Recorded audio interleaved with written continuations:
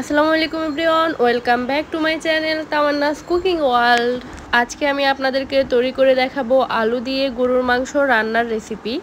খুব সহজ এবং সাধারণ একটা রান্না।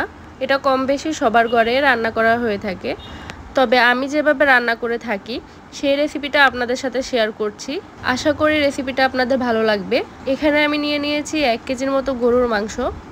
তো এখানে আমি 1 টেবিল চামচ পরিমাণ দিয়ে দিলাম রসুন বাটা, 1 টেবিল চামচ পরিমাণ আদা বাটা, দিয়ে দিচ্ছি জিরার গুঁড়ি 2 চা চামচ পরিমাণ, ধনিয়ার গুঁড়ি 2 চা চামচ পরিমাণ, মরিচের গুঁড়ি দিয়ে দিচ্ছি 1 টেবিল চামচ পরিমাণ, হলুদের গুঁড়ি 2 চা চামচ পরিমাণ, গরম মশলার গুঁড়ি 1 চা চামচ পরিমাণ, স্বাদ মতো লবণ, পেঁয়াজ কুচি 1 কাপ পরিমাণ, দিয়ে দিচ্ছি গোটা গরম মশলা 2 টুকরা দারচিনি, 7-8টা এলাচ, 3টা লং, একটা টমেটো কুচি করে কেটে দিয়ে দিলাম।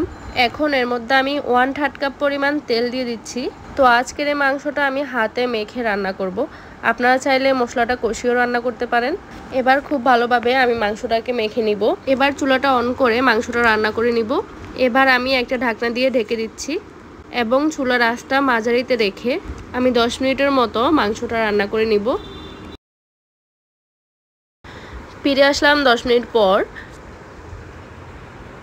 মাংসটা আমি একটু ভালোভাবে নেড়ে ছেড়ে নিব।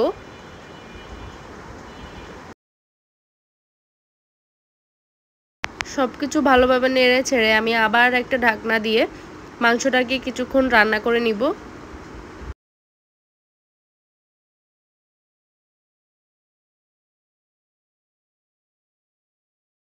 বেশ কিছুক্ষণ পরে ফিরে আসলাম।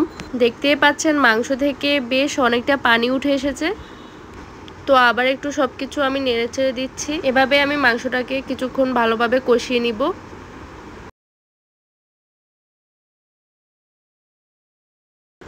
বেশ কিছুক্ষণ মাংসটা কষানোর পরে এর মধ্যে আমি দিয়ে দিচ্ছি আলুগুলো আমি এভাবে কেটে দিয়ে দিলাম। এবার আমি আলু মাংসগুলো ভালোভাবে নেড়ে ছেড়ে একটু মিশিয়ে নিব।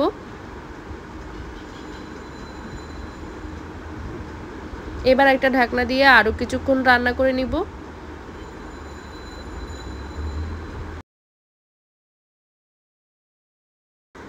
আলু দেওয়ার পরে বেশ কিছুক্ষণ কষিয়ে রান্না করার পর এবার আমি দিয়ে দিব ঝোলের জন্য পানি। আমি এখানে ফুটন্ত গরম পানিটা ব্যবহার করছি, এতে করে মাংসের টেস্টটা অনেক ভালো আসে। আপনারা চেষ্টা করবেন গরম পানিটা ব্যবহার করার জন্য। এখন এর মধ্যে আমি দিয়ে দিচ্ছি 1.5 কাপ পরিমাণ পানি। পানিটা দিয়ে আমি একটু নেড়ে ছেড়ে ভালোভাবে মিশিয়ে নিব। তো মাংসটা কিন্তু 50 থেকে 60% পর্যন্ত অলমোস্ট সিদ্ধ হয়ে গেছে। অবশ্যই এটা খেয়াল রাখবেন যে ঝোলের পানিটা যখন দিবেন তখন মোটামুটি কষানোর মাধ্যমে মাংসটাকে সিদ্ধ করে নেবেন, তারপরে ঝোলের পানিটা দিবেন। তো আবার আমি একটা ঢাকনা দিয়ে মাংসটাকে কিছুক্ষণ রান্না করে নিব, যাতে আলু এবং মাংসটা পুরোপুরি সিদ্ধ হয়ে যায়। এবং চুলার আঁচটা মিডিয়াম লোতে রেখে মাংসটা আমি বেশ কিছুক্ষণ রান্না করে নিব।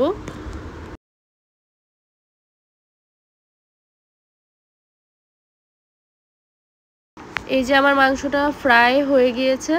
এ পর্যায়ে আমি দিয়ে দিব ভাজা জিরার গুঁড়ি এবং একটা ঢাকনা দিয়ে আমি মিডিয়াম লো আছে কিছুক্ষণ রান্না করে নিব। এই যে আমার রান্নার ফাইনাল লুক। আপনাদের যদি আমার রেসিপিটা ভালো লেগে থাকে অবশ্যই আমার চ্যানেলের পাশে থাকবেন, আর যারা এখনও আমার চ্যানেলটা সাবস্ক্রাইব করেন নাই প্লিজ সাবস্ক্রাইব করে দিবেন। আল্লাহ হাফেজ।